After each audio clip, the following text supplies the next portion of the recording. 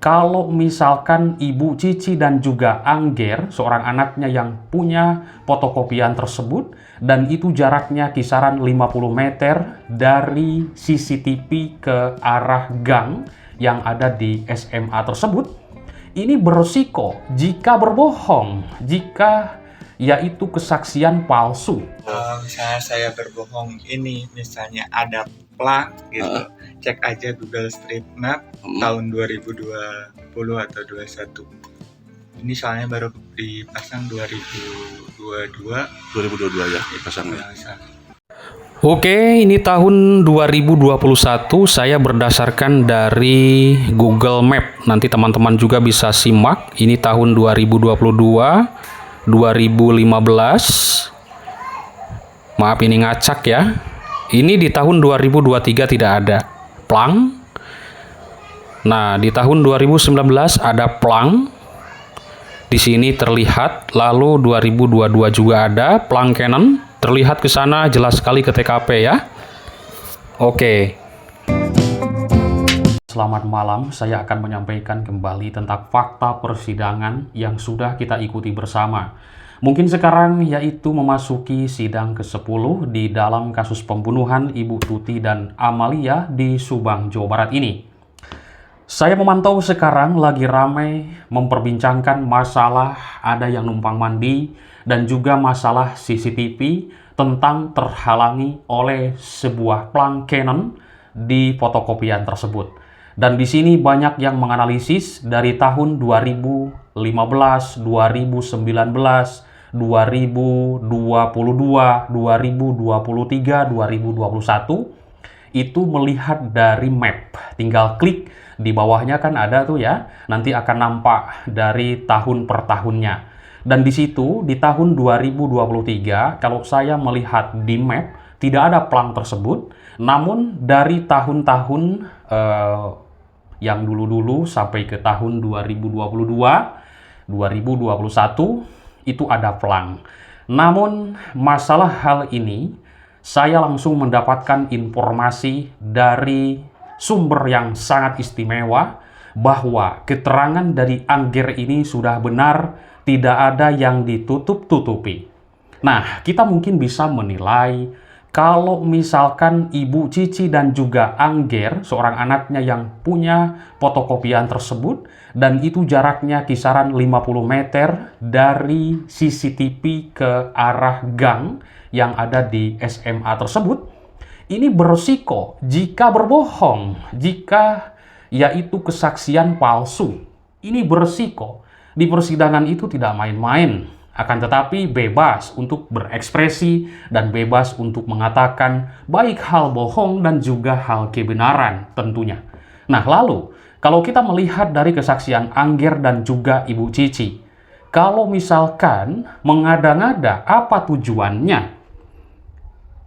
Mereka adalah masyarakat dan juga tetangga dari kedua korban ini dan juga tetangga dari seorang terdakwa Pak Yosef Hidayah. Apa tujuannya coba? Kalau misalkan mengada-ngada sebuah keterangan, kan kita sudah menyimak antara kamera handphone dan juga kamera CCTV itu berbeda jauh. CCTV itu menurut keterangan dari Angger ini yaitu ada infrared. Ya, bisa berubah warna. Kalau misalkan sudah ada sinar matahari, itu akan berwarna. Kalau misalkan malam akan hitam putih. Seperti itulah keterangannya sepintas yang sudah kita dengar ya. Kita singkat saja. Karena sudah mendengar dari keterangan persidangannya. Nah, ini fakta persidangan. Saya langsung konfirmasi ke sumbernya. Keterangan Angger ini tidak main-main, teman-teman. Dan tidak ada dugaan. Kalau kita menyimak, ya kan? Tidak ada estimasi, tidak ada keraguan, ini mengatakan 100% langsung. Itu Pak Yosef. Tidak ada merenung dugaannya Pak Yosef. Tidak ada pernyataan seperti itu yang saya simak di persidangan, teman-teman. Nah, kenapa membahas lagi ini? Kan sekarang lagi ramai. Ada yang membahas tentang masalah yang numpang mandi.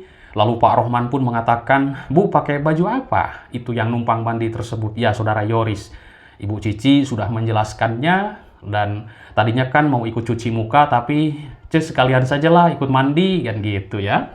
Nah, di pagi-pagi tersebut teman-teman, mungkin gerah lah seperti itu ya, cuaca panas. Nah, lalu sekarang ini lagi ramai juga membahas tentang sebuah plang Canon tersebut. Silahkan temuan masing-masing kita kupas habis, baik dari kanan, kiri, atas, bawah, depan, belakang, sesuai dengan temuan masing-masing. Kita ungkapkan di publik. Inilah kasus Subang yang sangat rincu dan paling banyak saksi-saksi sampai ratusan saksi dan juga ratusan barang bukti dan juga adanya obstruction of justice. Ini yang harus kita viralkan OOJ. Ada apa dengan OOJ ini?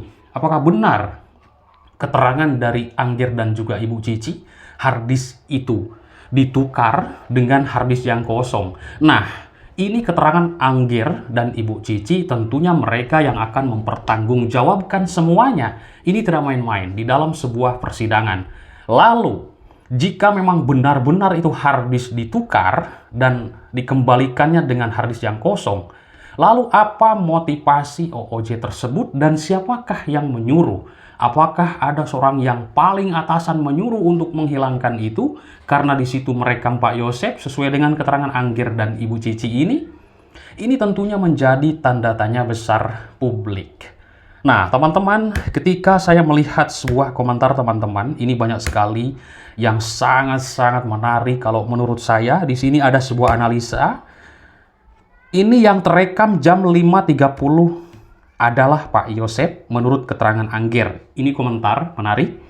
Lalu, keterangan tukang sorabi melihat Pak Yosep membeli sorabi, bahkan menunjukkan duduknya di sini, tapi tidak tahu memakai baju apa. Dan lupa tentang jam pun. Entah jam berapa Pak Yosep ada di situ. Oke. Nah, ini ada sebuah analisa, lumayan agak kasar juga dan mungkin sudah gerah dengan kasus ini ya. Ini bisa jadi dugaan saya, katanya Pak Yosep itu ketika terekam CCTV jam 5.30 pulang dulu ke Cijengkol beli sorabi untuk membuat sebuah alibi. Ini opini ya, ini asumsi di masyarakat di dalam sebuah komentar yang saya simak teman-teman. Intinya silahkan teman-teman berkomentar apapun itu, menganalisis kasus ini, support kepolisian dan juga hakim. Semoga diberikan kemudahan dalam menguak misteri kasus ini. Melihat keterangan-keterangan dari para saksi dari awal-awal begitu rincu, pas kesininya keterangan Pak Ujang, keterangan Angger, Ibu Cici, dan juga tadi saksi yang baru. Ini menarik. Bahkan melihat langsung Pak Yosep ada di situ di depan TKP. Itulah keterangan para saksi. Teman-teman bisa menyimak kembali, teman-teman ya. Saya menjelaskan garis besarnya saja dari fakta persidangan. Nanti mungkin teman-teman, baik Mas Yahya dan juga Kang Heri, Bang Freddy, teman-teman dekat saya akan mengupdate, atau juga Mas Sorobono dan juga Monogram akan mengupdate rekaman video-videonya. Dan juga ada Mas Puri yang selalu update dalam menguak dan juga memberitakan kasus ini, teman-teman. Nah, kalau saya tidak punya rekamannya, kadang punya rekaman pun dari fakta persidangan, saya dengarkan dulu, lalu saya bikin sebuah keterangannya berupa artikel. Lalu saya bahas kembali seperti itu, karena ditakutkan kurang jelas ya. Oke, teman-teman, CCTV di fotokopi itu mengungkap apa yang sebenarnya terjadi di pagi hari pembunuhan Ibu Tuti dan Amel. Nah, seorang saksi bernama Angger yang sekarang sudah viral namanya di publik mengungkapkan bahwa Angger ini melihat ada 2 orang di seberang TKP, yaitu menyebutkan langsung, tidak ada kira-kira estimasi, keraguan, ini langsung menyebutkan, itu Pak Yosep. Lalu yang seorang lagi tidak tahu, itu kelihatan memakai jaket hitam dan tidak kenal. Orang yang sudah dikenal, meskipun jaraknya 50 meter atau 100 meter, kita akan langsung, oh si A, gitu kan? Namanya orang sudah mengenal dari cara berjalan. Nah, ini saya tadi melihat Pak Dedi di YouTube-nya Bang Freddy, itu kan gelap. Tapi saya sudah tahu, itu Pak Dedi dalam berjalan, gaya berjalan, itu udah mungkin teman-teman sudah tahu ya, gaya berjalannya bagaimana. Dan teman-teman pun ke saya pasti sudah pada tahu. Saya berjalan atau sambil ngopi atau apapun, teman-teman sudah tahu, meskipun di publik, seperti itu. Ya, ini hanya sebuah contoh teman-teman ya. Begitupun mungkin saudara Angger ini, meskipun banyak sekali memang perdebatan di publik, ada yang menyebutkan keterangan Ibu Cici dan juga Angger ini hanyalah bohong, karena tidak ada bukti, hanyalah sebuah dongeng belaka. Ya kita ikuti saja. Inilah fakta persidangan yang sudah kita dapat, karena kasus Subang ini kan sudah kita ketahui. Ibu Cici dan Angger ini anaknya sudah mengatakan, sudah menjelaskan bahwa si harddisk tersebut tiba-tiba kosong pas dikembalikan oleh saudara Pak Irlan tersebut. Mereka mengatakan itu. Nah berarti kemana CCTV tersebut, harddisk tersebut, filenya, ya kan? Dibuang atau dihapus? Kan seperti itu teman-teman. Luar biasa kasus Subang ini. Kita percayakan saja dan ikuti proses persidangan dari semenjak pembacaan dakwaan dulu sampai sekarang mungkin ke 10 atau ke 11 ya. Nah, jadi yang namanya orang sudah dikenal pastilah. Dalam CCTV tersebut, menurut Angger, saya lihat pada pukul 5.30 atau setengah 6 pagi, terlihat ada 2 orang di seberang jalan, yaitu yang tersorot lampu mobil di arah Jalan Cagak menuju Sagalaherang, dan terlihat ada 2 orang itu menyeberang, cuma yang terlihat dan saya tahu itu Pak Yosep, yang satunya saya tidak kenal. Seperti itu. Ini kan menarik, tidak ada keraguan. Saudara Angger ini, saya langsung konfirmasi ke sumber istimewa mengatakan, benar keterangan Angger ini tidak ada keraguan dan tidak ada yang ditutup-tutupi.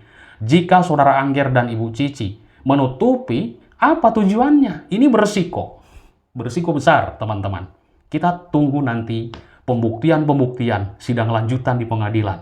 Semoga CCTV itu harddisknya masih ada dan juga filenya, video tersebut untuk membuktikan bahwa benar itu adalah Pak Yosep sesuai dengan yang dikatakan Angger dan Ibu Cici. Terima kasih, selamat malam. Nanti kita lanjutkan kembali pembahasannya. Masih banyak yang harus kita kupas. Semangat intinya, viralkan kasus ini. OOJ terutama. Bye-bye.